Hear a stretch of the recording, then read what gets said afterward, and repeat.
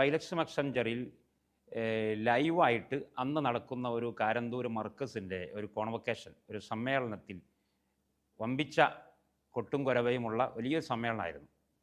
അങ്ങനെ അദ്ദേഹം കൈമാറുന്ന മുടിയാണ്.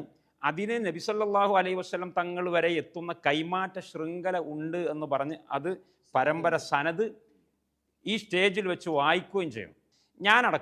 ഞാൻ അൽഹംദുലില്ലാഹ് കൈറോയിൽ നമ്മുടെ ഉസ്താദാണ് സത്യത്തിൻ്റെ വഴിയിലുള്ളത് എന്നതിൻ്റെ ഒരു അടയാളം കൂടിയായിട്ട് ഇതിനെ കാണുകയും, കാരണം അൽഹംദുലില്ലാഹ് ഇത്രയും വലിയൊരു അനുഗ്രഹം കേരളത്തിൽ മറ്റാർക്കും കിട്ടിയിട്ടില്ലല്ലോ. ആ ഒരു ത്രില്ലിൽ നിൽക്കാമല്ലോ. അവരുടെ ആശയക്കാർ തന്നെയായ EK വിഭാഗത്തിലെ ആളുകൾ ശക്തമായി പ്രതികരിച്ചു.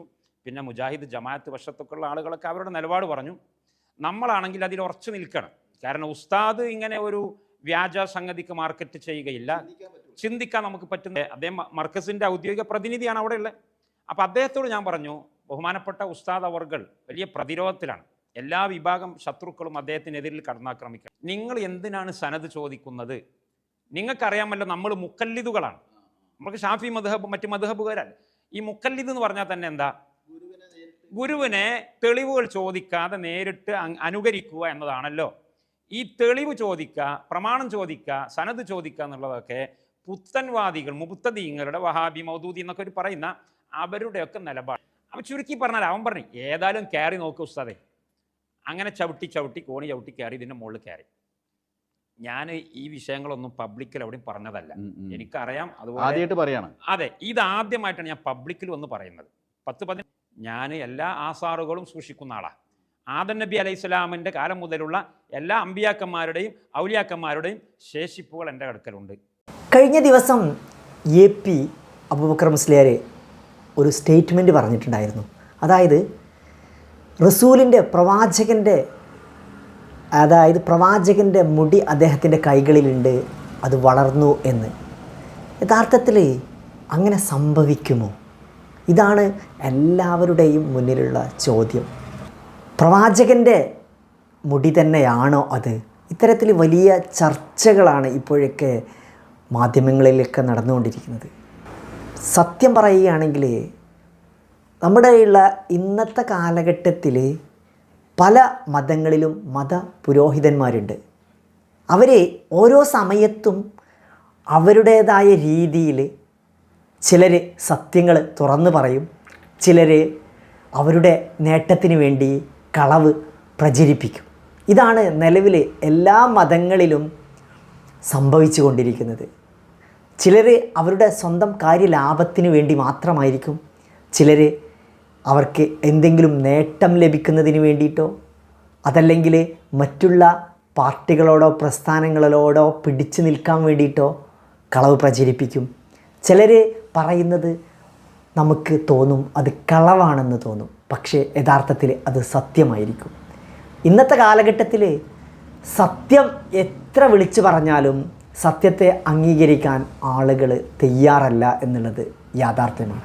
എന്നാലോ കളവ് എത്ര പ്രാവശ്യം വിളിച്ചു പറഞ്ഞാലും, അത് ഇനി ഒരു പ്രാവശ്യം കളവ് വിളിച്ചു പറഞ്ഞാലും ആ കളവിനെ അംഗീകരിക്കാൻ സമൂഹം തയ്യാറാണ്. അതിനുവേണ്ടി ഒരു പക്ഷേ ഒരു വലിയ തലമുറയുടെ അല്ലെങ്കിൽ ഒരു വലിയ ഗ്രൂപ്പ് തന്നെ അതിന് തയ്യാറായി നിൽക്കാറുമുണ്ട്. എന്താണോ നേതാവ് വിളിച്ച് പറയുന്നത് അതങ്ങ് അംഗീകരിക്കും. യഥാർത്ഥത്തിൽ AP അബൂബക്കർ മുസ്ലിയാരുമായിട്ടുള്ള വിഷയം, ഇപ്പോഴുള്ള സംഭവം, അദ്ദേഹം ആ ഒരു മുടി, കാരണം പ്രവാചകൻ മുഹമ്മദ് നബിയുടെ മുടി തിരുകേശം അദ്ദേഹത്തിൻ്റെ കൈകളിലുണ്ട് എന്നും അതിൽ കുറച്ച് പ്രവാചകൻ്റെ ഉമിനീര് കലർത്തിയിട്ടുള്ള വെള്ളമാണെന്നും, അതേസമയം പ്രവാചകൻ ഒരിടത്ത് പിടിച്ചു നിന്നപ്പോൾ അങ്ങനെ അവിടെ നിന്നുണ്ടായിരുന്ന പൊട്ടിയൊഴുകിയ വെള്ളമാണെന്നും, അത്തരത്തിൽ പ്രവാചകൻ്റെ അത്തരത്തിൽ പല കാര്യങ്ങളും പറഞ്ഞുകൊണ്ട് ഒരു സ്റ്റേറ്റ്മെൻ്റ് ആയിരുന്നു AP അബൂബക്കർ മുസ്ലിയാർ പറഞ്ഞിട്ടുണ്ടായിരുന്നത്. യഥാർത്ഥം നമ്മൾ ചിന്തിക്കുമ്പോഴേ യഥാർത്ഥത്തിൽ ഈ മുടി അദ്ദേഹം വളർന്നിരിക്കുന്നു, 1 സെൻറ്റിമീറ്റർ അല്ല 1/2 സെൻറ്റിമീറ്റർ വളർന്നിരിക്കുന്നു എന്നും അദ്ദേഹം പ്രസ്താവന ഇറക്കുകയുണ്ടായി. അതിനുശേഷം തൊട്ടടുത്ത ദിവസം അദ്ദേഹത്തിൻ്റെ ഒരു ശിഷ്യൻ്റെ ഒരു വീഡിയോ ഞാൻ കാണാനിടയായി. അതിലെ കുറച്ച് ഭാഗങ്ങൾ ഞാൻ നിങ്ങൾക്ക് കാണിച്ചു തരാം. യഥാർത്ഥത്തിൽ സത്യങ്ങൾ നമ്മൾ ചില ആളുകൾ പറയുമ്പോൾ അതിൻ്റെ യാഥാർത്ഥ്യത്തോടെയും യുക്തിബോധത്തോടെയും നമ്മൾ മനസ്സിലാക്കാനാണ് എപ്പോഴും ശ്രമിക്കേണ്ടത്. AP അബൂബക്കർ മുസ്ലിയാർ അങ്ങനെ ഒരു കാര്യം പറയുമ്പോൾ അതിൽ സത്യമുണ്ടോ എന്നും അത് സത്യമല്ലേ എന്നും നമ്മളാണ് യുക്തിയോടെ നിലപാടെടുക്കേണ്ടത്. ഇന്നത്തെ കാലഘട്ടത്തിൽ പല പണ്ഡിതന്മാരുമുണ്ട്. ഈ കാലഘട്ടത്തിൻ്റെ പണ്ഡിതന്മാർ ചിലർ വളരെ സത്യസന്ധമായിട്ടുള്ള കാര്യങ്ങൾ തുറന്നു പറയുമ്പോൾ അതിനെ എതിർക്കാൻ ഒരുപാട് ആളുകൾ മുന്നോട്ട് വരും.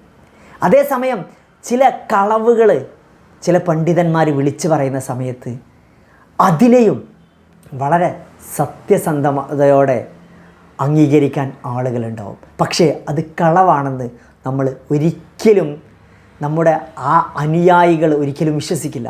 ഏതായാലും അത്തരത്തിൽ അദ്ദേഹത്തിൻ്റെ അനുയായികളിലുണ്ടായിരുന്ന ഒരു മനുഷ്യന് പറഞ്ഞിട്ടുണ്ടായിരുന്ന കുറച്ച് കാര്യങ്ങളുണ്ട്. അതൊന്ന് കണ്ടതിന് ശേഷം ഞാൻ തിരിച്ചു വരാം. അന്ന് ഞാൻ ഈജിപ്തിൽ കെയ്റോയിൽ പഠിച്ചുകൊണ്ടിരിക്കുന്ന സമയമാണ്.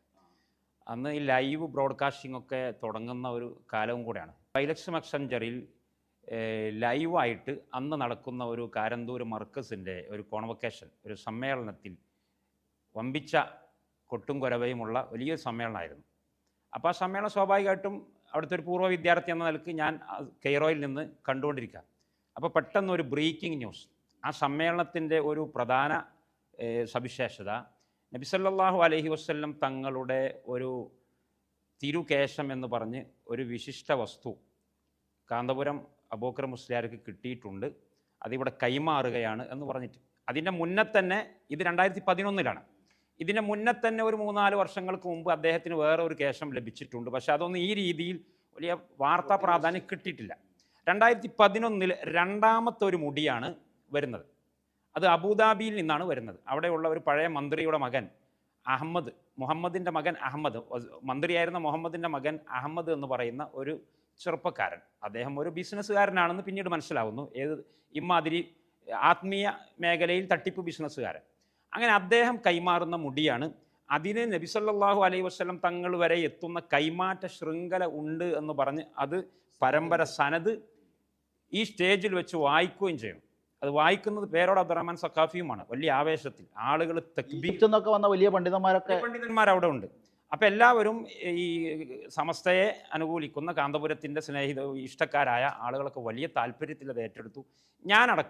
ഞാൻ അൽഹംദുലില്ലാ കെയ്റോയിൽ നമ്മുടെ ഉസ്താദാണ് സത്യത്തിൻ്റെ വഴിയിലുള്ളത് എന്നതിൻ്റെ ഒരു അടയാളം കൂടിയായിട്ട് ഇതിനെ കാണുകയും ഒരുവേള കണ്ണുനീർ പൊഴിക്കുക പോലും ചെയ്തവരാണ്. കാരണം അൽഹംദുലില്ലാ ഇത്രയും വലിയൊരു അനുഗ്രഹം കേരളത്തിൽ മറ്റാർക്കും കിട്ടിയിട്ടില്ലല്ലോ.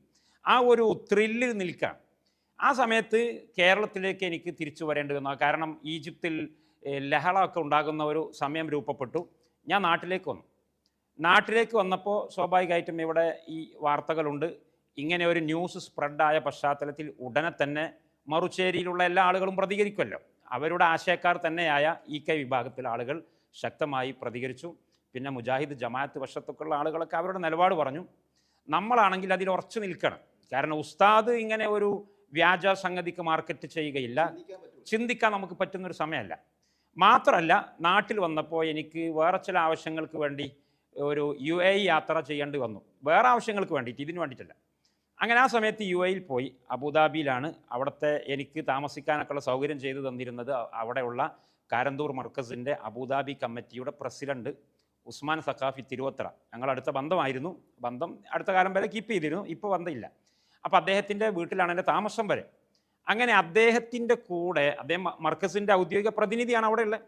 അപ്പോൾ അദ്ദേഹത്തോട് ഞാൻ പറഞ്ഞു, ബഹുമാനപ്പെട്ട ഉസ്താദ് അവർകൾ വലിയ പ്രതിരോധത്തിലാണ്, എല്ലാ വിഭാഗം ശത്രുക്കളും അദ്ദേഹത്തിനെതിരിൽ കടന്നാക്രമിക്കണം. അപ്പോൾ അതുകൊണ്ട് നമുക്ക് വളരെ സിമ്പിളായിട്ട് അബുദാബിയിൽ തന്നെ ഉള്ള ഈ തിരുകേശം കൈമാറിയ അഹമ്മദ് ഹസ്രജിയുടെ വീട് ഇവിടെ അടുത്താണ്, വെളിപ്പാട് അകലെയാണ്. ഒന്ന് പോയിട്ട് അദ്ദേഹവുമായി സംസാരിക്കുകയും ഇതിൻ്റെ ഒറിജിനൽ സനദിൻ്റെ കോപ്പി ഒന്ന് വാങ്ങിയിട്ട് ഉസ്താദിന് അയച്ചു കൊടുക്കാം. നമ്മുടെ നാട്ടിൽ ചെറുപ്പക്കാരായ ഖണ്ഡന പ്രസംഗത്തിന് പോകുന്ന ആളുകൾക്കൊക്കെ എത്തിച്ചു കൊടുക്കാം. മറുഭാഗത്തുള്ള ആളുകളുടെ വിമർശനങ്ങൾക്ക് മുമ്പിൽ വിയർക്കാതെ രംഗത്തെ നേരിടാമെന്ന് വിചാരിച്ചുകൊണ്ട് പോയതാണ്. പോയപ്പോൾ സത്യത്തിൽ നമ്മൾ വിചാരിക്കുന്ന പ്രതികരണം അല്ല ഉണ്ടായത്. ഞാൻ ചുരുക്കി പറയണം. അദ്ദേഹം കുറേ സംസാരിച്ചതിൻ്റെ ശേഷം പറഞ്ഞു, എൻ്റെ കയ്യിൽ ഒരുപാട് ശേഷിപ്പുകളുണ്ട്. ഇത് മാത്രമല്ല, ഒരുപാട് ശേഷിപ്പുകൾ അദ്ദേഹത്തിൻ്റെ കയ്യിൽ എണ്ണി പറയുകയാണെങ്കിൽ ഇപ്പോൾ നമുക്ക് സമയം കിട്ടില്ല. ഇതിൻ്റെ എല്ലാം കൈമാറ്റ ശൃംഖല സനത് എൻ്റെ കൈവശമുണ്ട്. പക്ഷേ അതെല്ലാം ഞാനൊരു ബുക്കാക്കി പ്രിൻ്റ് ചെയ്യാൻ വേണ്ടി ബെയ്റൂത്തിൽ കൊടുത്തതാണ് എന്ന് പറഞ്ഞു. അപ്പോൾ ഞാൻ ചോദിച്ചു, ശരി, നല്ല കാര്യം, കാരണം എല്ലാവർക്കും അറിയാലോ, കേരളക്കാർക്ക് മാത്രമല്ലല്ലോ. അപ്പോൾ ഏതായാലും അത് നല്ലൊരു കാലുവെപ്പാണ്. പക്ഷേ ആ ബുക്ക് നമ്മുടെ കൈവശത്തിൽ കിട്ടൽ എപ്പോഴാണെന്ന് ചോദിച്ചു. അപ്പോൾ അദ്ദേഹം പറഞ്ഞു, അത് കൂടുതലൊന്നും കൊടുക്കുക, എന്നാലും എത്ര, കാരണം ഞാൻ UAE ഒരു വിസിറ്റിംഗ് വിസയ്ക്ക് പോയതാണ്, കുറഞ്ഞ സമയം കൊണ്ട് തിരിച്ചു നാട്ടിൽ പോകണം. അപ്പോൾ അതിൻ്റെ മുന്നേ തന്നെ ഈ ബുക്ക് കൈപ്പറ്റണം എന്ന് എനിക്കൊരു അതിയായ ആഗ്രഹമുണ്ട്. അപ്പോൾ അദ്ദേഹം പറഞ്ഞു, അത് മാക്സിമം ഒരു 2 ആഴ്ച കൊണ്ടൊക്കെ എന്തായാലും കിട്ടുമെന്ന് പറഞ്ഞു. അങ്ങനെ 2 ആഴ്ച കാത്തിരുന്നു. ഞാൻ ഈ ഉസ്മാൻ സഖാഫിയുമായിട്ട് ബന്ധപ്പെട്ടു, നിങ്ങൾ അഹമ്മദ് ഖസറജിയായിട്ട് ബന്ധപ്പെടണം. 2 ആഴ്ച കഴിഞ്ഞു, 3 ആഴ്ച കഴിഞ്ഞു, 4 ആഴ്ച കഴിഞ്ഞു, കുറേ കഴിഞ്ഞു. അപ്പോൾ ഒരു റിപ്ലൈ ഇല്ല. അവസാനം ഞാൻ സഖാഫിയോട് പറഞ്ഞു, നമുക്ക് ഒന്നും കൂടി പോയി നോക്കുക, ഇനിയിപ്പോൾ അദ്ദേഹത്തിൻ്റെ ഒരു പ്രതികരണം നേരിട്ട് കിട്ടിയിട്ടില്ലെങ്കിലും. അങ്ങനെ അദ്ദേഹത്തിൻ്റെ തന്നെ വലിയൊരു സമ്മതമൊന്നും ഇല്ലാതെ തോന്നുന്നുണ്ട്, എനിക്ക് കൃത്യമായിട്ട് ഉറപ്പില്ല. ഒരു 70 ദിവസം കഴിഞ്ഞപ്പോൾ ഞാൻ എൻ്റെ അവിടുത്തെ വിസ ഇങ്ങനെ നീട്ടി പോവാണ്. ഇതിനു വേണ്ടി മാത്രമല്ല, എനിക്ക് വേറെയും ചില കാര്യങ്ങൾ UAE ഉണ്ടായിരുന്നു ആ സമയത്ത്. അങ്ങനെ നീട്ടി ഏകദേശം 70 ദിവസം ആയതിൻ്റെ ശേഷം വീണ്ടും അദ്ദേഹത്തിൻ്റെ വീട്ടിൽ പോയി. എൻ്റെ കൂടെ ഉസ്മാൻ സഖാഫിയുണ്ട്. എന്തിനു വേണ്ടി? ഒന്നുകിൽ ഈ പുസ്തകം കിട്ടണം, അല്ലെങ്കിൽ സനത് കിട്ടണം. ഇതിനു വേണ്ടി ഉസ്താദിനെ രക്ഷപ്പെടുത്താൻ വേണ്ടിയിട്ട്. അങ്ങനെ ചെന്നപ്പോൾ ഇദ്ദേഹത്തിൻ്റെ സംസാര ശൈലിയൊക്കെ വളരെ മാറിയിട്ടുണ്ട്. അദ്ദേഹം ചോദിക്കുന്നത്, നിങ്ങൾ എന്തിനാണ് സനത് ചോദിക്കുന്നത്? നിങ്ങൾക്കറിയാമല്ലോ നമ്മൾ മുക്കല്ലിദുകളാണ്, നമുക്ക് ഷാഫി മദ്ഹബ് മറ്റ് മദ്ഹബുകാരല്ല. ഈ മുക്കല്ലിദ് എന്ന് പറഞ്ഞാൽ തന്നെ എന്താ? ഗുരുവിനെ തെളിവുകൾ ചോദിക്കാതെ നേരിട്ട് അനുകരിക്കുക എന്നതാണല്ലോ. ഈ തെളിവ് ചോദിക്കുക, പ്രമാണം ചോദിക്കുക, സനത് ചോദിക്കുക എന്നുള്ളതൊക്കെ പുത്തൻവാദികൾ, മുബ്തദീങ്ങളുടെ, വഹാബി, മൗദൂദി എന്നൊക്കെ പറയുന്ന അവരുടെയൊക്കെ നിലപാടാണ്. അതുകൊണ്ട് നമ്മൾ അതിൻ്റെ പിന്നാലെ പോകരുത്, അവരുടെ കെണിയിൽ നമ്മൾ വീണു പോകരുത് എന്ന ഒരു ഉപദേശമാണ് ഇദ്ദേഹം നമുക്ക് തരുന്നത്. നമ്മൾ രണ്ടുപേരും ഷെയ്ഖ് അബൂബക്കറിൻ്റെ മുരീദന്മാർ, ശിഷ്യന്മാരാണ്. നമ്മളോട് അങ്ങനെ ഒരു ഉപദേശത്തിൻ്റെ ആവശ്യമില്ല. ഞങ്ങൾ AP അബൂബക്കർ മുസ്ലിയാരെ സംശയം ഉണ്ടായതുകൊണ്ട് പോയതുമല്ല, അദ്ദേഹത്തെ രക്ഷപ്പെടുത്താൻ വേണ്ടി പോയതാണ്. പക്ഷേ ഇദ്ദേഹത്തിൽ നിന്ന് ഇങ്ങനെ ഒരു റിപ്ലൈ കിട്ടിയപ്പോൾ എൻ്റെ മനസ്സിൽ അതൊരു കടിയായി. പക്ഷെ ഞാനത് ഉസ്മാൻ സഖാഫിയോട് ഷെയർ ചെയ്തിട്ടൊന്നുമില്ല. മാത്രമല്ല, ഞാൻ ആ സമയത്ത് UAE ഉണ്ടായിരുന്ന സമയത്ത് UAE നാഷണൽ കമ്മിറ്റിയുടെ AP വിഭാഗത്തിൻ്റെ ഒരു ICF എന്ന് പറഞ്ഞ സംഘടനയാണ്, അവരുടെ പ്രവാസി സംഘടന. അപ്പോൾ ആ സംഘടനയുടെ ഔദ്യോഗിക UAE ചാപ്റ്ററിൻ്റെ കെയർ ഓഫിൽ ദുബായിൽ വെച്ചുകൊണ്ട് ഒരു ദേശീയ സമ്മേളനം ഉണ്ടായിരുന്നു. ആ സമ്മേളനത്തിൽ പോലും ഈ മുടി നബി സല്ലല്ലാഹു അലൈഹി വസല്ലം തങ്ങളുടെ ഒറിജിനൽ ഷാർ മുബാറക്ക് ആണ് എന്ന വിശ്വാസപ്രകാരം അത് ആണ് എന്ന് സമർത്ഥിച്ചുകൊണ്ട് കേരളത്തിലെ എതിരാളികൾക്ക് മറുപടിയായിട്ട് മലയാളികളായ ആളുകളൊക്കെ കൂടിയിട്ടുള്ള വലിയൊരു സമ്മേളനത്തിൽ മുഖ്യ പ്രസംഗം നടത്തിയ ആളാണ് ഞാൻ. തിരിച്ചു വന്ന് നാട്ടിൽ ഞാനിങ്ങനെ നിൽക്കുമ്പോഴാണ് ഞാൻ പറഞ്ഞല്ലോ, ഈജിപ്തിൽ ലഹള ആയതുകൊണ്ടാണ് ഈജിപ്തിൽ പഠിച്ചുകൊണ്ടിരിക്കുന്നതിൻ്റെ അവസാനം ഏകദേശം ഒരു 11 വർഷമൊക്കെ ആയപ്പോഴാണ് ഈ ലഹള വരുന്നത്. ഒരു ദിവസം ജിഷാൻ മാഹി എന്ന് പറയുന്ന AP വിഭാഗത്തിൻ്റെ തന്നെ സജീവ പ്രവർത്തകനായിരുന്നു അന്ന്, ഞങ്ങളുടെയൊക്കെ ഓൺലൈൻ രംഗത്ത് ഒരുമിച്ചുണ്ടായിരുന്നത്.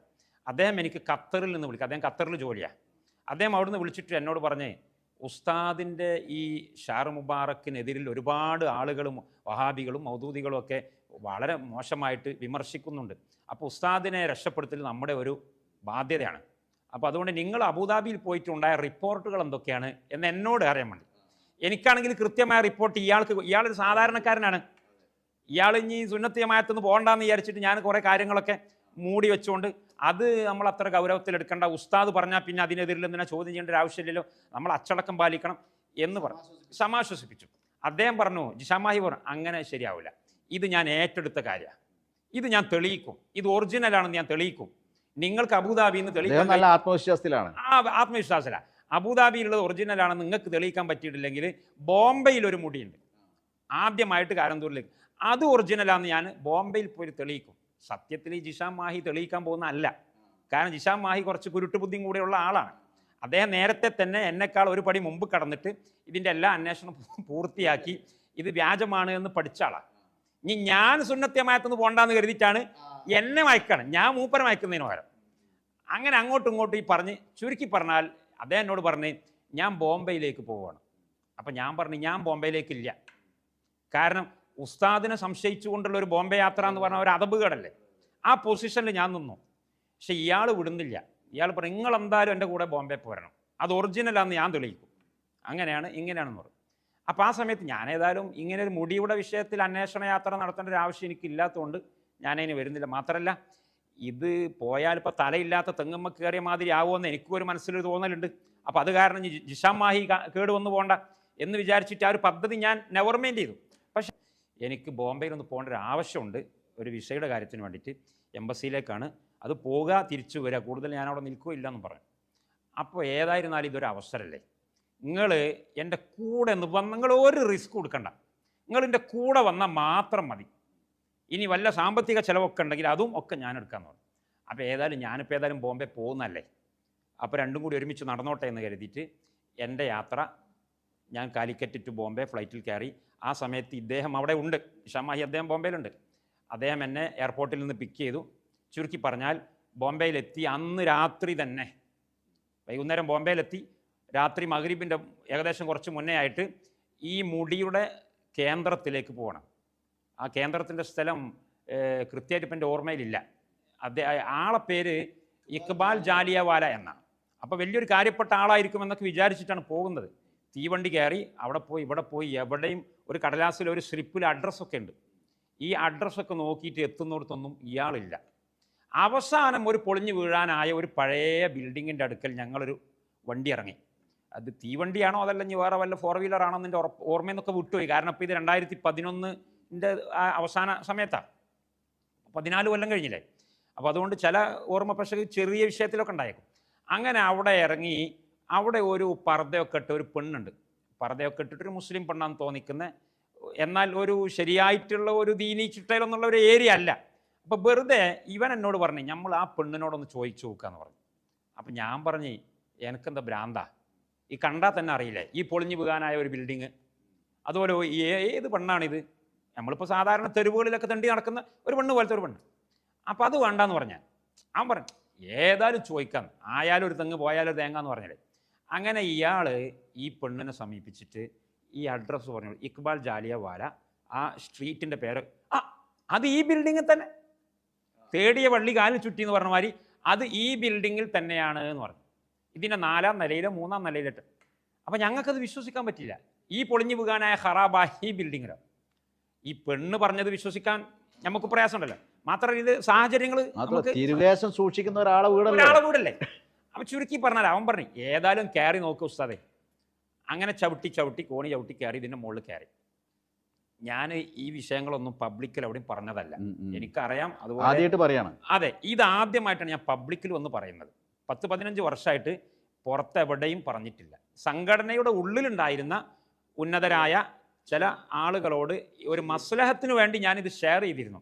പക്ഷെ അത് വേറെ ചില ആളുകൾ റെക്കോർഡ് ചെയ്ത് ലീക്കാക്കിയതിൻ്റെ പേരിൽ പല പ്രശ്നങ്ങളുണ്ടായി.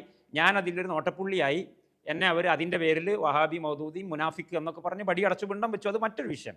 പക്ഷേ ഇപ്പോൾ ഞാനിത് ചോദിച്ചതുകൊണ്ട്, സാഹചര്യം വളരെ ഗുരുതരമായതുകൊണ്ട് മാത്രം, ഇതൊരു അമാനത്തും കൂടെ ആയതുകൊണ്ട്, കാരണം ഇദ്ദേഹത്തിൻ്റെ കാരണമായിട്ട് ഒരുപാട് ആളുകൾ വഞ്ചിക്കപ്പെടുന്നു മാത്രമല്ല, അള്ളാഹുവിൻ്റെ ദീനിൽ നിന്നു തന്നെ അദ്ദേഹത്തിൻ്റെ പ്രസ്ഥാനത്തിലുള്ള ആളുകൾ മുർത്തദ്ദായി, ലിബറലുകളായി, വിരോധികളായി, ദൈവനിഷേധികളായിട്ട് മാറാനുള്ള ഒരു വലിയ കാരണമായിട്ട് വഴിവിട്ടു പോവാണ്. കുറച്ച് കഴിഞ്ഞാൽ വരും. അങ്ങനെ ഞങ്ങൾ കുറച്ച് മിനിറ്റുകൾ, ഒരു അരമണിക്കൂറോളൊക്കെ കാത്തിരുന്നിട്ടുണ്ടാവും. അങ്ങനെ അദ്ദേഹം വന്നു.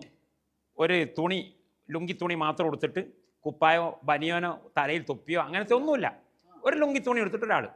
അയാൾ വന്നിട്ട് അദ്ദേഹം ആ വന്ന റൂമിൻ്റെ ഉള്ളിൽ വേറെ ഒരു ചെറിയ റൂമുണ്ട്. ആ റൂമിൻ്റെ ഉള്ളിലേക്ക് കയറി.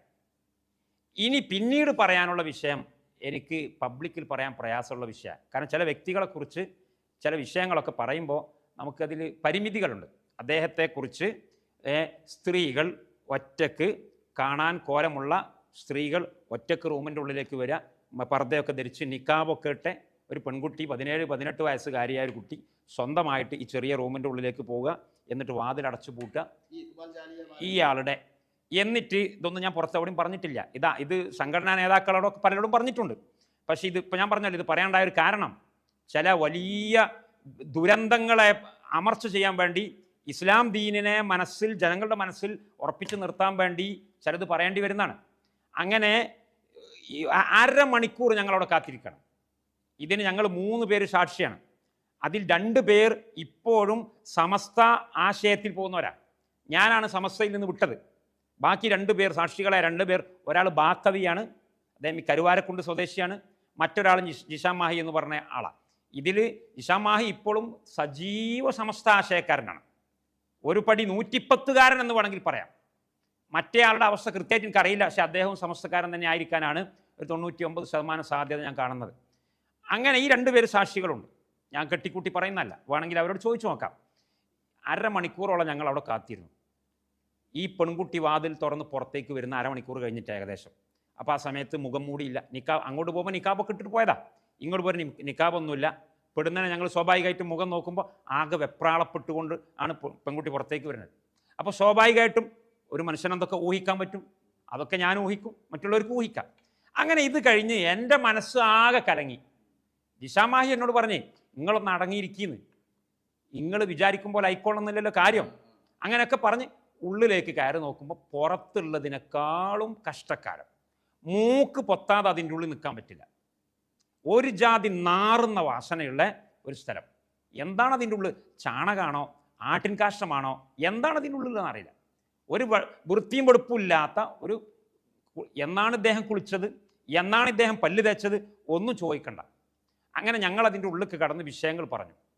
ഉറുദു ഭാഷയിൽ വിഷയങ്ങളൊക്കെ സംസാരിച്ചു. അപ്പം അദ്ദേഹം പറഞ്ഞു, ഞാൻ എല്ലാ ആസാറുകളും സൂക്ഷിക്കുന്ന ആളാണ്. ആദം നബി അലൈഹിസ്സലാമിൻ്റെ കാലം മുതലുള്ള എല്ലാ അമ്പിയാക്കന്മാരുടെയും ഔലിയാക്കന്മാരുടെയും ശേഷിപ്പുകൾ എൻ്റെ അടുക്കലുണ്ട്. മൊയ്തീൻ ഷെയ്ഖിൻ്റെതുണ്ട്, ആ ഷെയ്ഖിൻ്റെതുണ്ട്, ഇതൊക്കെ ഉണ്ട്. ഇതൊക്കെ എവിടെ വെച്ചത്? ഇത് വെച്ച സ്ഥലങ്ങളൊക്കെ മൂപ്പരിങ്ങനെ ചൂണ്ടിക്കാണിച്ചിട്ട് തപ്പി നോക്കിയിട്ട് കുറേ അവിടെയാണ്, കുറേ ഇവിടെയാണ്, കുറേ കട്ടിലിൻ്റെ അടിയിലാണ്, ഇങ്ങനെ ഓരോന്നോരോന്നെടുത്ത് കാട്ടിത്തരാം. ഇദ്ദേഹത്തിൻ്റെ ഈ വാക്കുകളിൽ നിന്നും നമ്മൾ യുക്തിയോടെ എന്ത് മനസ്സിലാക്കണം? അത് നമ്മുടെ യുക്തിക്ക് വിട്ടുകൊടുക്കണം. യഥാർത്ഥത്തിൽ ചില സാഹചര്യങ്ങളിൽ സമൂഹത്തിനെ കളവ് പറയാൻ വേണ്ടിയിട്ട് ചില ആളുകൾ പ്രേരിതമാക്കും. കാരണം അവിടെ സത്യം പറഞ്ഞു കഴിഞ്ഞാൽ ഒരിക്കലും നമ്മുടെ മാർക്കറ്റ് മുൻപോട്ട് പോകില്ല. ഒരു സമൂഹത്തെ മുഴുവനും കള്ളം പറഞ്ഞ് പഠിപ്പിക്കുക എന്നുള്ള ഒരു കാലഘട്ടത്തിലൂടെയാണ് ഇന്നത്തെ പുരോഹിതവർഗം മുന്നോട്ട് പോകുന്നത്. അതേസമയം പലപ്പോഴും രാഷ്ട്രീയക്കാരും ഇതേ ഒരു നിലപാട് സ്വീകരിക്കാറുണ്ട്. എപ്പോഴും കളവ് പ്രചരിപ്പിച്ചുകൊണ്ട് ഏറ്റവും വലിയ തെറ്റായ സത്യങ്ങൾ അറിഞ്ഞിട്ടും ആ കളവ് പ്രചരിപ്പിച്ചുകൊണ്ട് ജനങ്ങളെ വിഡ്ഢിയാക്കിക്കൊണ്ട് പോകുന്ന ഇത്തരം ഒരു കാലഘട്ടത്തിൽ സമൂഹത്തെ ഇത്തരം പുരോഹിതന്മാരാണെങ്കിലും രാഷ്ട്രീയക്കാരാണെങ്കിലും അവർ കൊണ്ടുപോകുന്നത് നമ്മുടെ സമൂഹത്തെ ഏറ്റവും വലിയ വിഡ്ഢികളുടെ ലോകത്തേക്കാണ് എന്ന് ഒരിക്കലും ചിന്തിപ്പിക്കാറില്ല. കാരണം ഇതിൻ്റെ പിറകിൽ ഏതൊരു മതസ്ഥരാണെങ്കിലും ഏതൊരു മതത്തിൻ്റെ പുരോഹിതന്മാരാണെങ്കിലും ഇത്തരം കാട്ടിക്കൂട്ടലുകൾ പലപ്പോഴും ഇതിൻ്റെ ലാഭം കൊയ്ത്തിന് വേണ്ടി മാത്രമുള്ള ഒരു മാർഗമായിട്ടാണ് പലപ്പോഴും പ്രവാചകനെയും അത്തരത്തിൽ വ്യത്യസ്ത മതത്തിലേക്ക് അയക്കപ്പെട്ട പ്രവാചകന്മാരെ. കാരണം മതം എന്ന് പറയുന്നത് ഏറ്റവും നന്നായിട്ട് വിൽക്കാൻ പറ്റുന്ന ഒരു ഉപകരണമാക്കി ഇന്നത്തെ കാലഘട്ടത്തിൽ സമൂഹത്തിനെ വളർത്തിയെടുക്കുന്നതിൽ വളരെ വലിയ ട്രെയിനിങ് ആണ് ഇന്നത്തെ കാലഘട്ടത്തിൽ ലഭിച്ചുകൊണ്ടിരിക്കുന്നത് എന്നുകൂടെ ഇതിൽ നിന്ന് മനസ്സിലാക്കണം. പക്ഷേ ഇദ്ദേഹത്തിൻ്റെ വാക്കുകളിൽ നിന്നും ഞാൻ മനസ്സിലാക്കുന്നത് മനസ്സാക്ഷിയുള്ള ഒരാൾക്കും ഇത്തരത്തിൽ മാറാനോ ഇത്തരത്തിൽ ചിന്തിക്കാനോ കഴിയില്ല എന്നുള്ളതാണ് യഥാർത്ഥം. ഒരിക്കലും തലച്ചോറ് പണയം വെച്ചിട്ടുള്ള ഒരു മതപ്രവർത്തനമോ അല്ലെങ്കിൽ ഒരു മതപ്രചരണമോ അല്ലെങ്കിൽ ഒരു രാഷ്ട്രീയ പ്രവർത്തനമോ ഒരിക്കലും ഒരു മനുഷ്യത്വവും ആഗ്രഹിക്കുന്നില്ല എന്നുകൂടെ നമ്മൾ ചിന്തിക്കണം. കാരണം ഒരു പ്രവാചകനോ ഒരു മതത്തിൻ്റെ പക്ഷത്തു നിന്നോ ദൈവമോ നമ്മോട് ഒരിക്കലും എവിടെയും പറയുന്നില്ല മതം കച്ചവടമാക്കി ആളുകളെ നമ്മിൽ ചേർക്കണം എന്ന്. മനുഷ്യനെ ഏറ്റവും മനുഷ്യത്വത്തോടെയും മനുഷ്യന്മാർക്കിടയിൽ അക്രമമില്ലാതെ ഒരു സമൂഹത്തെ വളർത്തിക്കൊണ്ടുവരണം എന്നും ലോകത്ത് എല്ലാ മതങ്ങളും മനുഷ്യത്വത്തെയും സമൂഹത്തെ ഏറ്റവും നന്നായിട്ട് വളർത്താനും വേണ്ടിയിട്ട് മാത്രമുള്ളതാണ്. ഒരിക്കലും കച്ചവടവൽക്കരിക്കപ്പെടുന്ന ഒരു മതവും കച്ചവടവൽക്കരിക്കപ്പെടുന്നതിലേക്ക് പോകുന്നുണ്ടെങ്കിൽ അതൊരിക്കലും ഒരു മതത്തിൻ്റെയും ഭാഗമല്ല എന്നുകൂടെ നമ്മൾ ഇന്നത്തെ തലമുറ മനസ്സിലാക്കണം എന്നുകൂടെ ഞാൻ വീണ്ടും ഓർമ്മപ്പെടുത്തുകയാണ്. ഏതായാലും വീഡിയോയെക്കുറിച്ചുള്ള അഭിപ്രായം കമൻറ്റ് ചെയ്യുക. മറ്റൊരു വീഡിയോസുമായി മുട്ടുക.